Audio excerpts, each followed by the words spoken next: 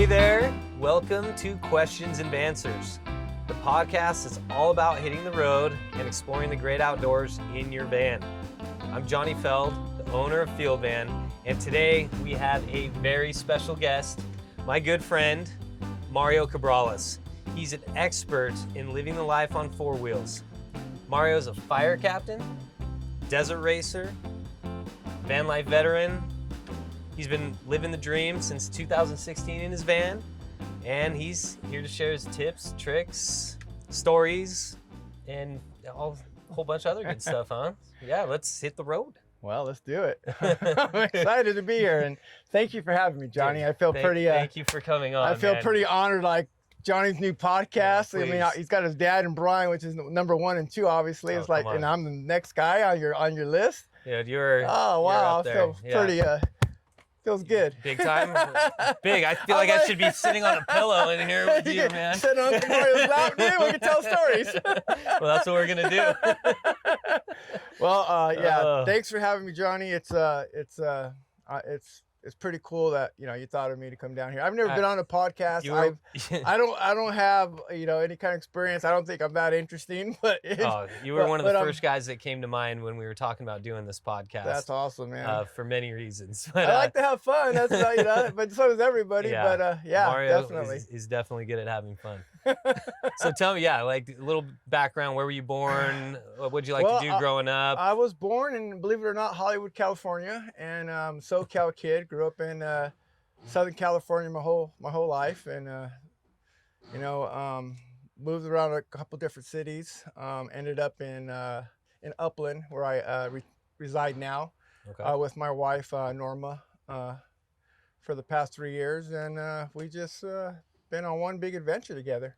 Yep, definitely. So, fire captain, what kind of led you in the direction of becoming a firefighter to begin with, and how long ago did you get into that career? Well, it's not something I knew I was going to do right off the bat. It was just, I grew up, back in the day, I was an outside kid. I came home, I opened my front door just enough to throw my backpack in, and I was on my bike out in the streets playing baseball, football, basketball. We were playing, cops and robbers, guns, SWAT team. We did all that stuff. I grew up in the era of watching SWAT, Emergency, He-Man, G.I. Joe, Cops, all those Squad 50.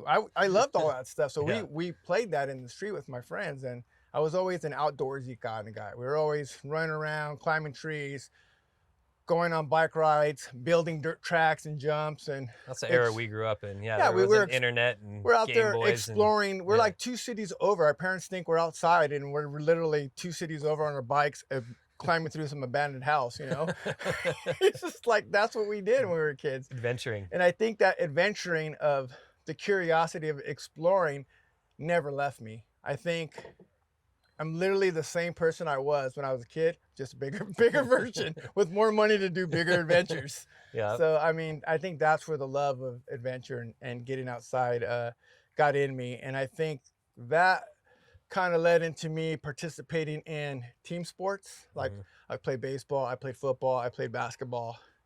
I was always around a group of guys. We're always laughing and having a good time. You the kicker? Yeah, and yeah. No. And I think doing all that stuff kind of, when I got to that point where I needed to decide on a career, getting back to the main point is like that I was drawn to that action, like looking at those guys. I remember there was a house fire on my street. And I remember sitting there on my bike watching the firemen come in, drop the hose off the back of the fire engine, hook them up, get dressed, and like go into the house that was on fire, a lot of black smoke coming out. And I thought like, wow, those guys are crazy, but that's so awesome. Yeah. What's all, that's amazing, Right. So that was kind of like a little spark in the back of my head. And when it got to that time to make a decision, I think, that family aspect, camaraderie, team, kind of like your day's not typical. You never know what's going to happen when the bell goes off. It could be a fire, it could be a medical aid, it could be a car crash, it could be a heart attack. I kind of like thrived on that. And So I pursued that career, and I started really young. I started as an explorer, like I think when I was 15 Wow. with San Bernardino City. So I've actually been doing this job since and involved in it since I was 15. And, you know, I'm 50 now, and I don't think there's a day went by that I still haven't learned something new about the job. Wow, And that's that's what makes awesome. it great.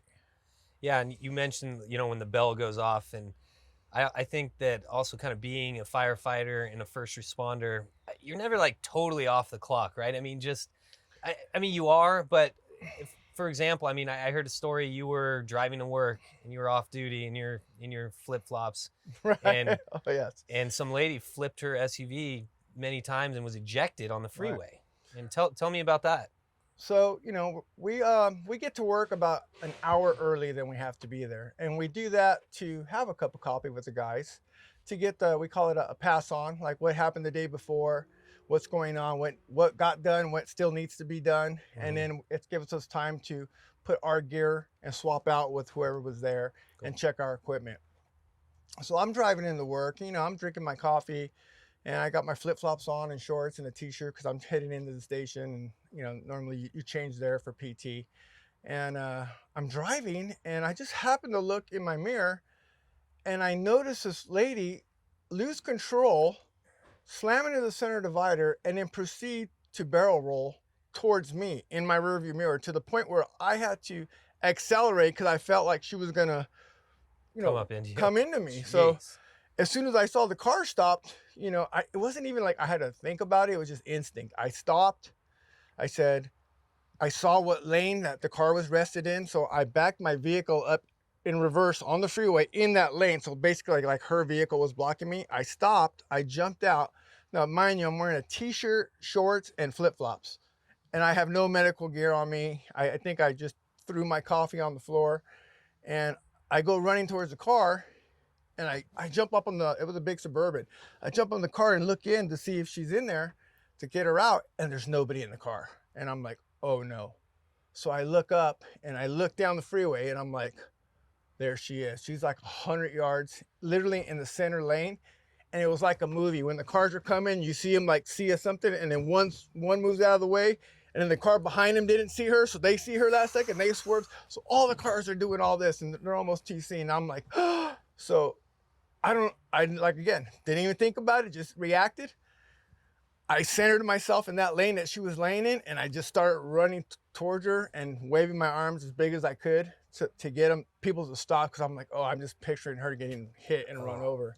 So I'm able to gnarly. get to her, and the car that was in front of her, someone stopped. Uh-huh. So I ran past her because I wanted to make sure that the guy who stopped stayed there as a shield for us on the freeway, because cars were still going by. I go, please don't move your car right now, and call 911. So then Yeah. I ran back to the patient, and she was face down, slumped over. So I grabbed her, and when I rolled her over, I heard her take a big breath. Like, so her airway had been closed, and she had major head trauma and lacerations to her head, and she was bleeding pretty bad. So I took my shirt off and I wrapped it, and I wrapped a bandage around her head, and I held her there. And then I think CHP showed up, and an off-duty nurse, and again, people just helps on the way. 911's been activated, and we just held her until the guy showed up, and I told him what happened, passed it off. But the funny thing is, they were all people that I knew, because they were coming off work and I was going to work, and I was almost to where I needed to be on the freeway. So everybody that showed up It's like knows your me. department. Yeah, it's my department, and I know all the guys, and they're like, "Oh, we saw your vehicle. We thought it was you." You know, we're like, "You Oh, okay?" And scary. they're like, "No, Yeah. I'm good. Like, I just saw it. I just helped out." So, Yeah. and that was all I ever thought of it. You know, Yeah. we packaged her up in the ambulance and helped the medics, sent her off, washed my hands, went to work, But she and was alive. yeah, She's she's definitely alive. Yeah, So she you saved her life survived that. on that freeway. I mean, without, That was and that's what I mean about like never being on. Like, you didn't even think twice. You see an accident, you're not going to keep going. And I right. know, I mean, maybe not everyone's like that, but I know a lot of you guys are. Right, I think most of us are. Yeah. Like I said, people are like, "Oh, that's such a heroic thing," but I'm like, I think anybody that does what I do, cop, fireman, nurse, that we're that cloth. You know, you're gonna react the same way, Yeah. because you know that's what I do day in and day out. You know, answer 911 emergencies, and Yeah. I work under high stress conditions all the time, to the point where I'm just conditioned to work in those environments. It doesn't even faze me. Really, it's just when you're in that high stress of a level, you always fall back on your training. And my training for when that happened was just my reactions were what 35 yeah, years of what training happened. and Yeah. experience, and And that so, all just kicks yeah, in. just it all just kicks in automatically. And I think anybody who does this job probably would have reacted the same way. I just happened to be the guy that was there that day. But we're lucky to have people like you out there. I mean, that's just so, commendable, and I have such respect for guys like you and first responders that just jump into action again, even when they're not on the clock. So It's what we do. It's pretty special. It's not nothing. Yeah. I don't feel special about it. I feel like that's just my calling. It's my. I think it's pretty cool. Thank you. I'll go with my mom always tell me. Sometimes you just say thank you. Yeah, there you go. Thank you, Johnny. And the other thing I notice about the community of firemen and firefighters, first responders, is it's like a brotherhood, sisterhood, right? I mean, it feels that way to me from the outside. But can you talk about that a little bit? Wow. Yeah, that's true. At least for me, to the core, it's I grew up in an era of that was a big thing. To get into that, to be accepted into that group is a big honor. To be called these people that I work with, my brothers and sisters, and to know that in my time of crisis that they're gonna come in for me. And I've had several occasions in my personal life where I've had people show up for me and stand in the gap for me. And yeah, I agree with that 100%. Especially, I work 10, 15 shifts a month on average. So that means half the month I'm at work. And these are 24-hour shifts. Yeah. And there's no guaranteed sleep. I worked at some of the busiest firehouses in LA County. And I remember I've worked, 7, 10 days in a row. Haven't slept for 4 or 5 of them, just going. Yeah. I've worked places where I have, 12, 13 calls before 12. Jeez. Those it wears on you. Yeah. After. That's why as you get older in your career, you start going to a little bit slower places. But back when I was younger, man, I loved it, and I ate it up, and I wanted to be in the action, so I worked where the action was, and I had my fill, let me tell you. Yeah. So, but it gave me a lot of experience, and all that training led me up to the position that I hold now, and it gave me the confidence to sit in that front right seat and be the captain and take care of a whole crew in the station, and know that I'm making the right calls on emergencies and taking care of the public, number one, and taking care of my crew. Obviously, that's my number one job for me, is to make sure that my guys are safe, they have what they need, and that they go home safe the next day to their wives and husbands and loved ones that want to see them the next day. Yeah. So it's you're not putting your life on the line every day. And it's not just that, it is that. It does happen. I mean, whether you want to downplay it or not, everybody who wears a badge, a cop, nurses, firemen, everybody who's a public servant, because that's what we are. We're public servants, but we do lay our life on the line every day. It is a possibility every day I go out that morning that could be my last day. Yeah. And let me tell you, I've had quite a few near misses in my career where I thought it was going to be my last day. So I try to live every day to the fullest, Johnny. I know that's why I have a van, and I go do the things I do, because nothing's guaranteed in life. And you do live your life to the fullest. I try to go full Mario all the time, dude. I'm like, when I'm into something, I do it, and I'm passionate about just life in general. I'm passionate about people. I'm passionate about just living every day. Every day we're given a day to live. Yeah. If my friend Tommy, his saying is, make every moment amazing. Right. No, you can't make every moment, but why not? Why not try to make when you're out there, you have a day, you have nothing, make it amazing. Exactly. Why not? It could be your last moment. Yeah, and they never stop. Make it awesome. Make it awesome. Never stop learning. Be a constant, perpetual student of life. Yeah. That's one of my goals of people that really get to know me. They always know me. I'm always watching a YouTube video, or I'm reading a book, or I'm doing something. They're like, what are you doing? I'm like, oh, I'm learning about this. Why? I don't know. Just, it was interesting to me. And I make it a point to learn one thing I didn't know every day. And It's great to have friends like that because, like, if I ever want something in the off-road industry or racing, I just call Mario. I don't even need to do any research. right. Like, what do you think about? Oh, no, this is the best product. This is all you need. You know, you have And everything that's it, because I dialed get in. into it. When I get Yeah, into something, I love to learn about you it. get fully So into I it, research it. I compare different products. I like to dive into whatever I'm into and learn about it. and And that's that why goes your from van family is the most dialed-in van probably we've ever built. And I mean, you've become a brand ambassador. Your van's at our shows, at our photo shoots. You're at the expos. You're talking. What's your line? just buy a van, which is true. We I had tell special people. T-shirts made for Mario. Just buy a van. This guy's like holding court at the Overland Expo. No, it was amazing. So we go out there to the Overland Expo, and Mario is literally standing up. He's got 5, 6, 7 guys sitting down, and I don't even know what you're talking about. The van. But everyone is just, intently listening. And so Adam Corlin and I were out there. I go, "Hey, Adam, what's going on over here?" And he's like, "Yeah, I don't know." And I go, "Hey, Mario, what are you doing?" And he goes, "Oh, I'm just teaching a lesson here." And he goes, "What did we learn today, class?" And in unison, all 7 look up, "Just buy a van." And I know you didn't script it. It was the funny. I'm just like, there's no way that just happened. Adam and I were freaking out. Yeah. Yeah, it was And then the next year, just buy a van. and then the next year, I got the shirt that said "Just We buy a got van" on special it. field van shirt, "Just buy a van" on the back. The Schmedium. Yes, a Yeah, medium the Schmedium. for my small 6'5" frame. Yeah. So I love all the firefighting stories, and it's really awesome and amazing that that you've made that commitment and the commitment that all you guys do. It's been a great career. We sell to a lot of firefighters. So what do you think about the van life that would attract firefighters and first responders alike? It's kind of be doubling back on kind of what I just said. You Yeah. know, instead of a bicycle now, I have a van.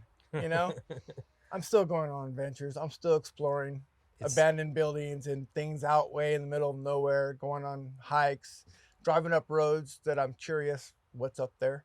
Yep. I'm able to go off the grid. I'm able to sustain, several days without having this fuel, food. I mean, I got a full 7 cubic fridge and freezer. I mean, I love one of my favorite things to do is, like, when we're doing these big overlanding trips with guys, is we'll come out in the middle of nowhere, the desert, everyone's doing like a break.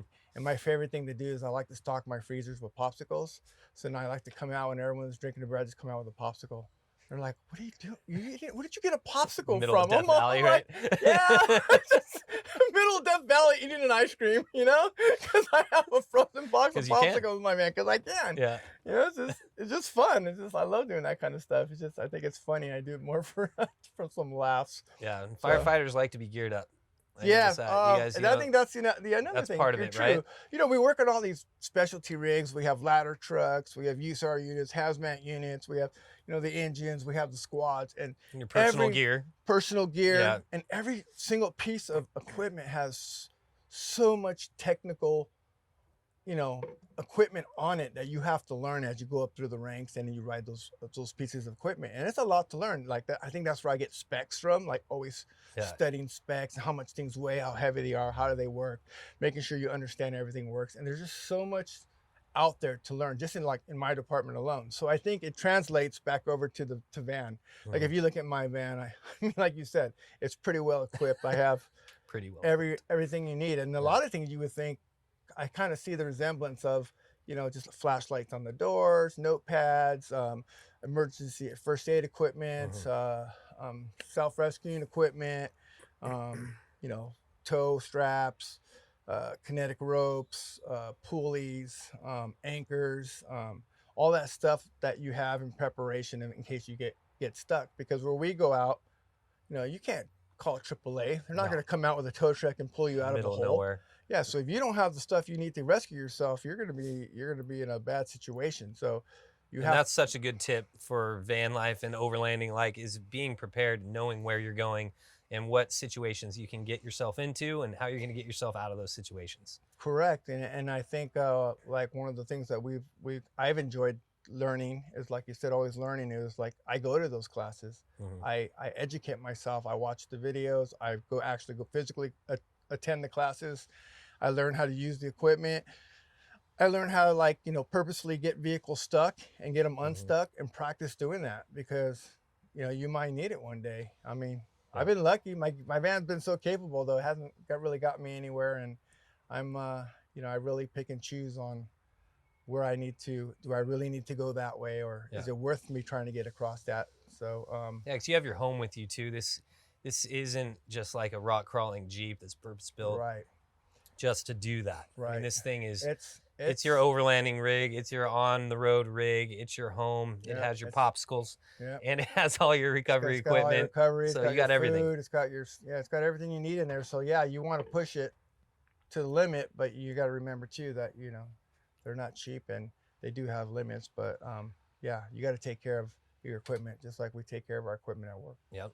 And then the other thing I noticed, I think, about the firefighting lifestyle is your schedule. I mean, you mentioned you have lots of, you know, days on, but does that lend for more like bulk days off to where you can manipulate your schedule? Well, Talk to me about that. honestly, in a perfect world, yes, it would limit you to a lot of days off. But the reality is that, at least where I work, we get what they call recalled a lot. And so we're forced to work because of shortages. So that's just the reality of it. I mean, that's, everybody thinks it's, you know, parades and you know, fires every day. I didn't mean it like that. It doesn't No, happen, yeah, but you know, I just heard that, you know, you could work long, you know, maybe a week straight. yeah, and then you could have happens. like I mean, a bulk of time off, right? It's not odd to hear, like I just told you, I worked 6 days straight and then I just got off. So now I'm off for a couple of days and, you know, do what I want. But, you know, we have capabilities to add a couple more days on the back end and stretch those things out to take off. And yeah, like it's pretty good. It's the ability is there if you make it work to have your time off, and the ability is there too if you want to work, that you could almost work every day if you wanted to. So it's kind of a double-edged sword and kind of what you make it. There's some guys that are way on one side and some guys that are way on the other side. They just want to work their 10. So that makes sense.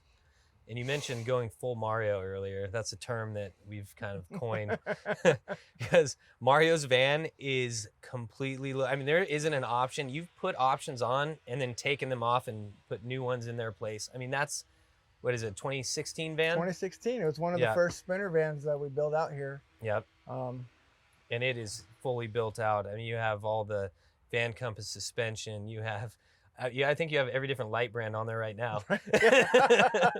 That's true. Well, it's just been it's a perpetual project. You know, you're always in 2016 there wasn't that much to choose from. I mean, I was one of the first guys to take a Sprinter van and diesel 4x4. I mean, I ordered it. It came from Germany and got drop shipped here. Yeah. I mean, I had to wait a whole year to get the van. Yeah. So I mean, I was ready for the van. So I had a whole year of planning and researching. So I really, how I wanted my van laid out. I knew exactly kind of. You knew you wanted the pop top. Well, the pop top was a necessity because the high top is still a little bit too short for me. Yeah. So how tall are you? I'm 6'5". 6'5", yeah. I still have to bend over a little bit inside of it, and I didn't want to have to bend over. I wanted to be totally comfortable in my van. So when I got to see the pop top, and when I sat in it and realized, when I stepped into it and realized that I was able to stand in it and actually raise my hand overhead and just barely touch the ceiling with the top all the way up, I was like, wow, this is amazing. This is the one I want. And then I also like the low profile stance of the van once the top is down. For when you're driving. For when I'm driving. Yeah. And then I want to overland and off road, so it's the lower center of gravity, and it just works for me. It's awesome. I have a bed up top and I have a bed on bottom. Cold weather, hot weather, depends on where I want to sleep, with the windows, opening the doors. It's awesome. It's so versatile. It's like a Swiss Army knife. Yeah. Yeah, that's awesome. Yeah, and so I've had a customer ask me, he knew you. It was, Chief, right? Well, you told me. Hey, one of your firemen came over. His name Derek Alconis. I go, hey, that's Chief Alconis to you. That's right. Oh, sorry, buddy. But anyway, he looked at me and says, you know, do I have to go do everything that Mario did on? I was like, no, you don't have to go full Mario. You never go full Mario. I would tell everybody, just buy a van. Just get the van and let everything else happen. Because really that's how it happened for me. I didn't just buy the van and it showed up like that, what we did. You saw the way it came out. Yeah. It was a perpetual, gradual upgrade and working with people and getting and tweaking the van to what it is today, which Yeah. is pretty unique vehicle. Even in the van life community, when people see my van, they're like, "Oh wow, you did a lot of things. That's a pretty cool looking van," you know. It is. And it's fun. It's fun to show people, and I love. I mean, my wife is used to 20-minute gas station fill-ups because Can't get out of a gas station. every time I go to a gas station, it's, you know, especially when I first got it, like in Yeah. 2016, 2017. I mean, Van life I was w- just kind of taken yeah, off. it wasn't a big No. thing, and like, so to see my van the way it was like, what is that? And Yeah. then people would see inside, and they're like, wow, and then they want to talk to you about it. And, Oh yeah. and like my wife says, is like, you'll talk to anybody. Oh, yeah. She's like, you make friends everywhere you go. I go, I'm just used to talking to people because like I said, growing up, being in sports, the job I work on, we work overtime. I go work at a station, and I don't know anybody there. Mm. You know, but you get to know them that day, and you talk to them, and you Become just friends. Yeah. you just become personable that way. And we talk to the public every day, so it's just like talking to people and making the conversations. It just comes natural to me. And it's not only your van, it's usually like you have toys and something else behind it. What did you bring up here today? Oh yeah, Mario pulls in the parking lot. And what do you have behind that thing? I brought a Jetstream 14-foot Buccaneer mini jet boat. This thing is insane. I've never been on one. As soon as we wrap up here, we're gonna run up to a lake or river. We're gonna see what this thing can Take do. it for a little rip session. Yeah. Yeah, it's a little 14-foot boat. It's got a 300 horsepower Rotax Sea-Doo motor in it. Probably does 68 miles an hour on some nice flat water. Jeez. Yeah, That's flying on a boat. It rips. Yeah. Yeah, I mean your ski boat usually does like 35. Right, and it's a really So- small boat. It's only 14 foot long. It's like Feels like it's 1,000 just pounds, flying. maybe. Yeah, you're basically, if you ever, it's like riding on a skip and rock across water. Total adrenaline rush, let me tell you. Can't wait. Yeah, it's real good at doing 360s, and you can jump them, and you can slide land masses with them. You could Yeah, you need like 2 inches of water to run this thing. about 2 inches of water to plane. Jeez. Yeah, and it's a monster. I mean, people don't. They're really kind of more popular in the Pacific Northwest. They take them up in the rivers, like Uh-huh. in Alaska and Yeah. and up there where the low water levels, like rock bed rivers, and they use them to get up in the hills. Like a lot, even hunters use them. And Have you ever done any of that kind of? I want to. It's on my bucket That's list. what we're doing today. It's on my That's what bucket we're doing list. today. I got a river for you. I want to go up there. We're And, gonna hit the San Joaquin. yeah, that'd be cool. Let's do it. I've seen those rivers. There's a couple friends of mine that one of the boat builders, Dave Hartman, who's also an Ultra 4 racer, welded my boat together for me, and he's the one that kind of put that whole package together for me. And him and Nick Nelson and Blake Wilkie have made a little club that we call the Mini Boat Mafia. I've seen the YouTube Yeah, videos. they have YouTube videos. So if you want to see what that boat Yeah. is, look up Mini Boat Mafia, and you'll on see YouTube. that little boat, and you'll see what they're capable of. You're like, oh, gonna wanna try that's it. why. Yeah. It looks like a lot of fun. And let me tell you, they're a lot of fun. So yeah, he just went for it. And then you mentioned racing. So when you're not towing your boat, you're towing a Can-Am. And when you first bought the Can-Am, right, it was just like, hey, I want to have a side-by-side. Yeah, it was just fun, a recreational vehicle. You know, I had Yeah. it stock, and I bought it because, you know, Right? It was stock. Yeah, we That just didn't last long. just like my van. Yeah.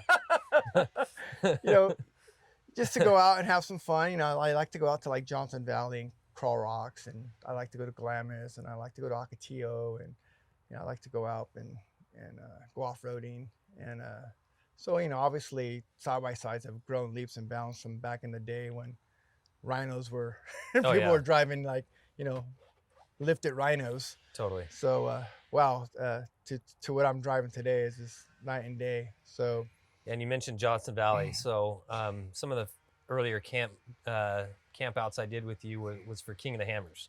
right. So the big race out in Johnson Valley. If you've never been to King of the Hammers, it is a wild experience.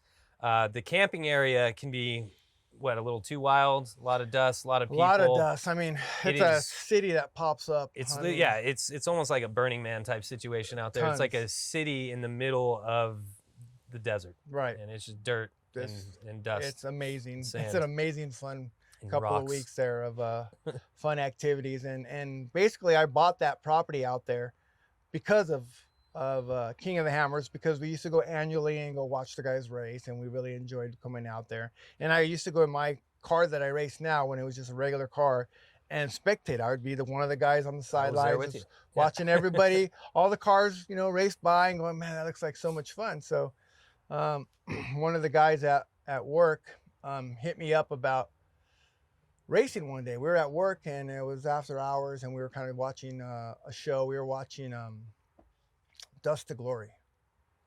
So he's like, No wonder. That almost got me to write a yes, photo down Baja. Well, I mean, if you watch Dusk Glory, you want to go. You're like, I'm doing that. yes, It is exactly. so inspirational of a movie. And it's the second time it's bit me. The first time was back in 2008 with another station in the county. It's so funny. And built a Baja like VW, a class 11, and we all raced that for about 3 attempts of trying to get that thing to La Paz. The closest we got was about 200 miles out, and then we finally just broke it. I mean, but that was pretty close, It's not bad, Yeah. So 800 miles in a VW, that's pretty good. In Baja. So that was a pretty fun Baja experience. And then the next year we came back, we went up a class, we built a class 12 car. And I think it was 2008 is when we built the car with the Cops racing team. Yeah. This is John Langley, the producer of Cops, and he wanted to off-road race, so we built a 12 car for him, and from Pinhall Fabrication, and we raced it. And so the firemen had a car, and the Cops had a car, and it was pretty fun to have the Cops and firemen car, and it was under John Langley's racing team. And That's awesome. yeah, we raced it and we actually finished. We got 8th place, I think, that year, and we finished the Baja 1000. So, and it was fun because I got to be in the car at the last leg, so I got to bring it in to the finish line. That's cool. So that was just an experience for me. It was a bucket list thing. You know, I got to do it, and like, wow, how many people get to race Baja? And then how many people actually finish the Baja 1000? I mean, I think the attrition rate is like 80%. Yeah. Just to finish that race is a win. It's huge. So it was an amazing experience. And I honestly thought after that, it's kind of like, it's like, you check that box and you're like, move, what's next?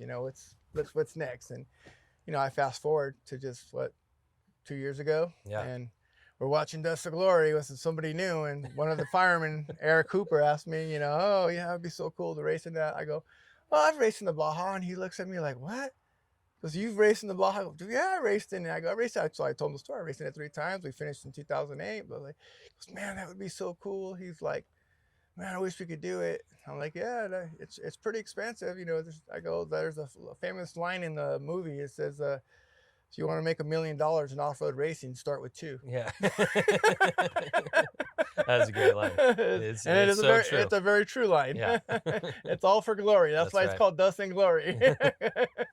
But yeah, it's definitely a passion, and so that leaded over to him. I don't know how we got into this conversation. He's like, yeah, we should turn your UTV, your side-by-side into a race car. And I was like, dude, don't threaten me with a good time, dude. You don't know who you're talking to, dude? I was like, I'll do it. He knew who he was talking to. He goes, like, no, I'm serious. I'm like, all right. I go, let me draw up some numbers for you and put them in front of you first, and then you can decide whether you think this is a good idea. So I was honest. I wrote down I figured out everything, showed him like, okay, this is what it's going to cost to transform this thing. I'll do this, you do that, I'll cover this, and you cover that. He was in. So we built a race car. I mean, it went from a fun, nice looking car to like not much left of the original. I mean, basically the whole front half, the whole top cage, the whole back off, every single suspension component. I mean, it's completely rebuilt. Yeah. I mean, I should have just bought a chassis and built the car. Once I think I've paid for that car 4 times over by now. I believe it. It is awesome. I drove it when it was stock. Right. Oh, and then it's nuts. It's insane now. It's insane. Yeah. I've gotten to go to a couple races. We went out to the DP4 out in Ridgecrest. I've been to 2 of those. Got to serve on the pit crew. Wasn't the best crew member, but hey, you were the best. You helped me. What we podium. You got second. We got second place. That was a good race. That was a good. Yeah. Any race you finish, I've learned is a good race. But and you finished King of the Hammers too. That's true. That was another 15th. thing. That was another for me. That was an amazing experience. I mean, to go there ride there for fun, to go as a spectator, never thinking that I would be capable of racing it, to just like making that decision is like, why can't I race it? And just like going full Mario, going all in on it, and all the background work that people don't see, what it takes to get a car just to the race, just to the starting line, and what it takes to Well, get that was it. all your race team, right? Yeah, well, it was my race team is like, who wants cold beer and some I know, tacos, that's dude? what I Because that's meant. all I got, dude. You know, I got big rigs coming in with full teams, Oh, yeah. full tents. You know, I got a 10 by 10 over here with my van, and I'm the driver, the mechanic, Oh, yeah. you know. And then you got, a few buddies around Oh, yeah, like we're me running- who I don't know what I'm doing. We're running You know, around I'm no mechanic. asking, hey, do you have a spare bolt? Because they pull out toolboxes full of Oh, yeah. every bolt you can think of, you know. And I'm like, I'm trying to just get one, because I don't have any. So just to be running with those guys, let alone Yeah, beating some exactly. of them, right? It was. I got to finish 15th in my class. I think it was like 179 cars or something total, but just to complete the race for me was the win. Where I ended up, I mean, obviously you have fantasies of podium, but Yeah. just to finish the race and finishing 15th, I was pretty decent. And you know, like you said, I finished the 1000. Now I finished, King of the Hammers. You know, Yeah. to me, these are personal bucket list goals, and It's impressive. you know, I mean, think it's a big deal. Yeah, anyone it's who fun. is into off-roading and the racing knows like those are major accomplishments. Yeah. And especially in the way you did them. I mean, it was like solo with some buddies and bribe some guys with some beers. We fired away, dude. Yeah. We bribed some firemen and some close friends with some tacos and beers and a good time. And a good time. You know, It's all about having a everything good I time. do is based off like making a memory. You know, Yeah. it's like that's what life's about. You know, when I'm older and when I can't move anymore and I'm sitting in a con home playing, Parcheesi, I'm gonna have the best stories. You know why? Because I did the things that some people are afraid to do. And I'm not saying that putting anybody else down, but I think like fear or I can't do that. I see that sometimes in people where I like to motivate them to be like, no, you can do that. You can do anything you want to do. You just have to take that step of faith and do it. I never thought I'd own one of these vans, but you know what? I just bought a van. And I let it progress that way. You know, I've never thought I'd race a race car. Sometimes you just gotta jump in with both feet and just do it and just swim as hard as you can and keep your head above water and see what happens. And take risks. I do take risks. No, I don't take dumb risks, but I do take risks. And it's been good. It's been a good life, and it's been exciting, and it's been rewarding for me to do these things that are outside the box, what normal people think they couldn't do. And I just said, why can't it be me? Yeah. So I do it. It's great mantra. Great way to live. So I think when we first met, it was at Pomona. Was it at RV show? It was an RV show. We were looking at trailers. Okay. And you had one of the very first pop top sprinters on display. It was literally the first one I think you did that you put a pop top on it. Yeah, sounds about right. Yeah, and I came to the booth. I didn't know who you guys were, and I saw the van, and I literally took a picture with that van. I still have it. It's like, and I told everybody, I go, this will be mine. I will have one of these. And it was like, yeah, they're so expensive. You're never. I'm like, I'm gonna have one of these. And that was the story. That was the beginning. I thought it was kind of funny. I had saved up some money for a down payment to buy it, and I didn't know how the process went. All I knew was like, oh, if you're really serious, like I was at the Pomona show. I was like, where do I sign? How do I get one? You're like, oh, you have to. You weren't there, or if you were, I don't remember seeing you or meeting you at that time. They're like, oh, you have to come up to the Fresno, office location, and so I thought like you come up here and you pick the van and you just build it, and so I learned the hard way. After coming up here, it's like, it's dude, process. Get in line. Yeah. And at that time, we were, yeah. I mean, booked out a year and a half. Yeah. I left my little deposit, and but I knew I was getting it, and I already had a down payment for it, so that just gave me an extra year to add to my down payment. So when that van did show up, I was ready to go. I was ready to go in for it, and took off a big bite when I first got the van. And it's kind of gone full circle. So you found us at an expo, and now you're like part of the booth.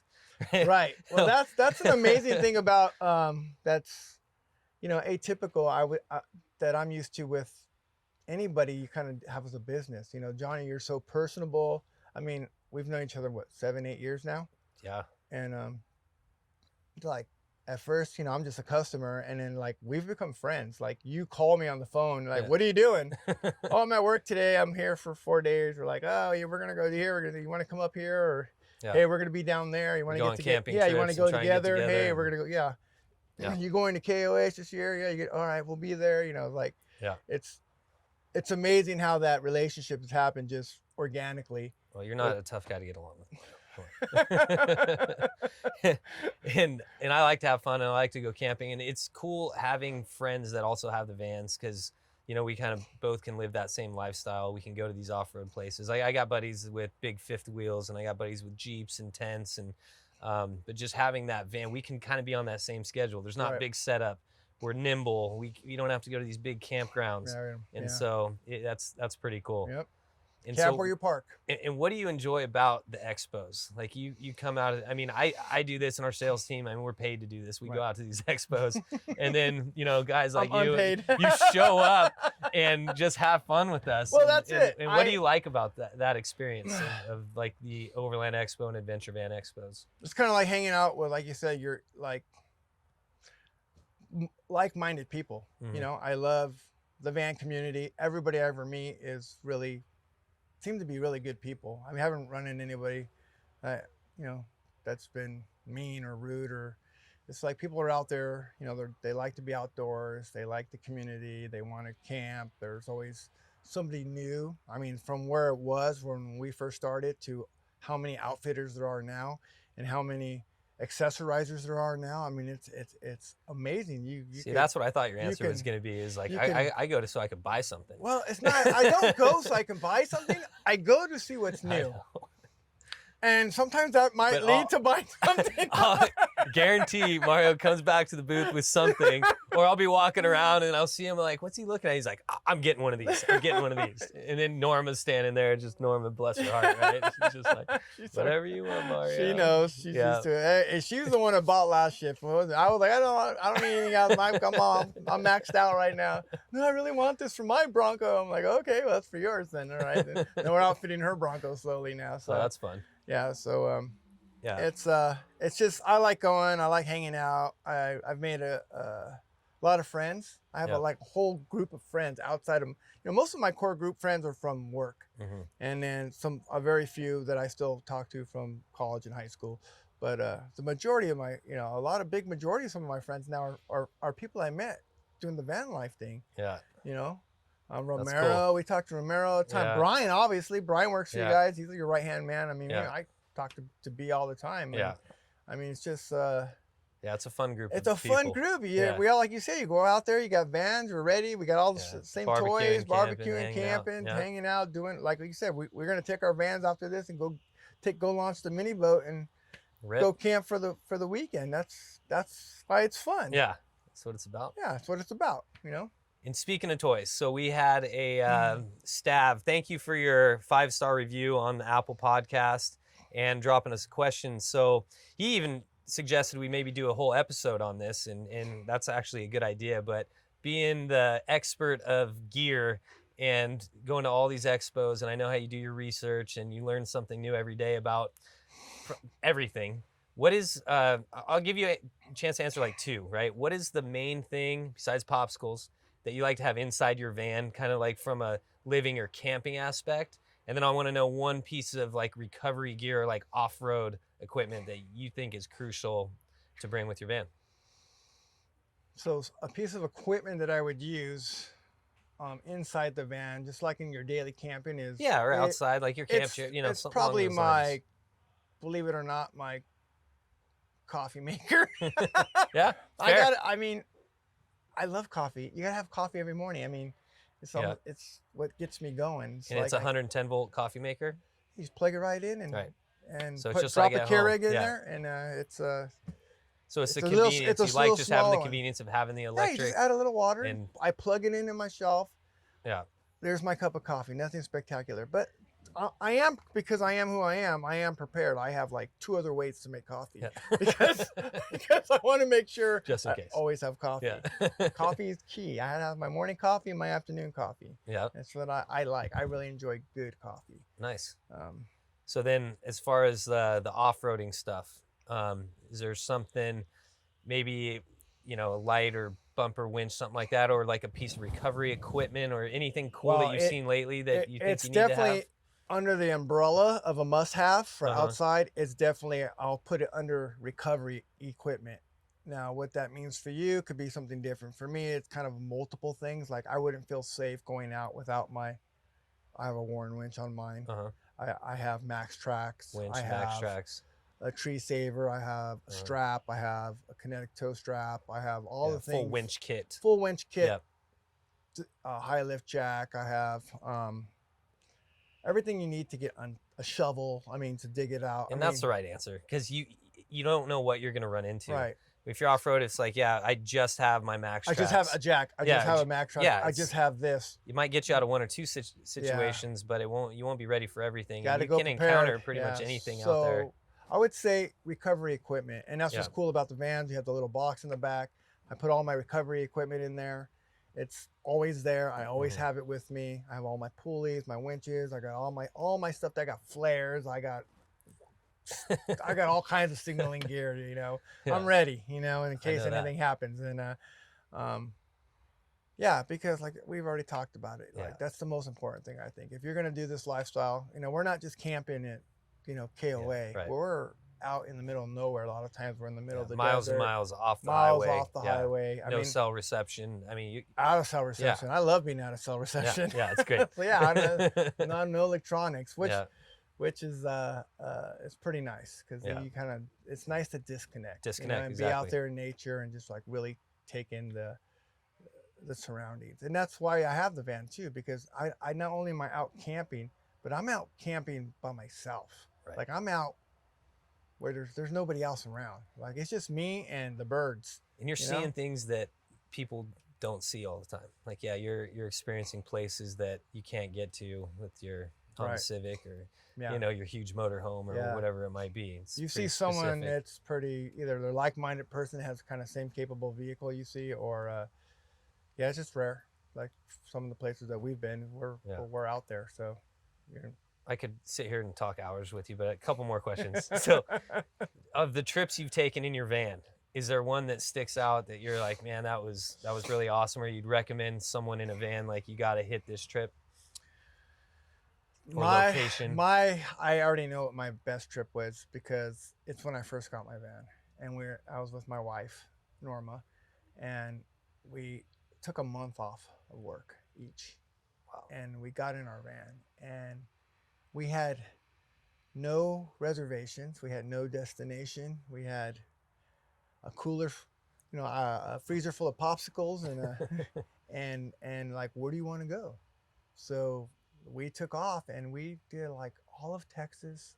We went to New Mexico, we went to Arizona, Utah. We went up to Montana. We went up to Idaho. We went up to Oregon, Washington, Northern California. I mean, we had the best trip because we didn't have to be anywhere. We just went where we wanted to go. And then we'd stay a place one day, move on to the next place. And then maybe we really liked it. We stayed there 2 days and then moved on to the next place. We never paid for camping. I mean, we just spent 30 days in a van, nothing out of pocket to pay Just fuel. Just fuel and cool food. Camping spots. We camped at a lot of off of fire roads, off of big highways and forest and forestry land or BLM land, just to camp somewhere and stargaze and go on hikes and find little lakes and just we were just explorers together, and it was just that's one of my best memories of the van. We've been to a lot of little different places, fun places, but that trip was a long trip, and it was so fun because there was no rush to be somewhere, and we did a lot of fun things that trip. I remember that just happened organically, just like kind of stumbled upon things that ended up being really cool to do, and we didn't have reservations. They just kind of like, oh yeah, we have a spot for this. Oh yeah, we have an opening, and we're that right place at the right time. And It's funny, the last podcast, Brian kind of alluded to the same thing. So it wasn't the place necessarily, it was the experience for him of having, he called it his full freedom trip. Right. So all he knew, like you had a month, he had a week, and he had a couple buddies, and they knew they wanted to hit some powder. Right. And it was like, where's the powder gonna be? Right. And that was you guys. It was That's like, well, it. where's the road going to take us? Right, exactly. And then, yeah, we can stay here. Oh, we like this. Let's stay a little longer. Right. You know, this place is nice. Let's pack up. That and go was to the next cool. place. What do you want Yeah, to do next? yeah, You know, let's head up here. Let's go over there. And we ended up in so many different places, and I like places that you didn't even plan on, but were really cool experiences. Yeah. And it was just like, man, what a great memory to have with your wife, you know, like, and with your new van and going out there and just like putting it to work already. And then that just kind of solidified me, like, this was the right choice. I didn't buy the 40-foot trailer. I didn't buy, you know, the luxury RV. Because never in that entire month did you feel like you didn't have enough space or you needed to bring more stuff. No, we had everything we needed. We shower, we had food, we could cook, we slept, air conditioner, heater. I mean, I've camped in 117 and I've camped in -10, you know, so the van is super capable and it keeps me comfortable, and it's just hearing it's just awesome. like gives me chills. It just gets me fired up to just go on an adventure, just listening to you and just seeing it. I can see it in your eyes, man. It's just like that's what life is. Let's Life go. is an adventure. You know, like you have to make it an adventure. You have to, you know, go out there and do it every day. You know, I mean, I feel like I work hard for, you know, I'm at work a lot. Dude. And I put in my dues. I work hard, but I try to play harder.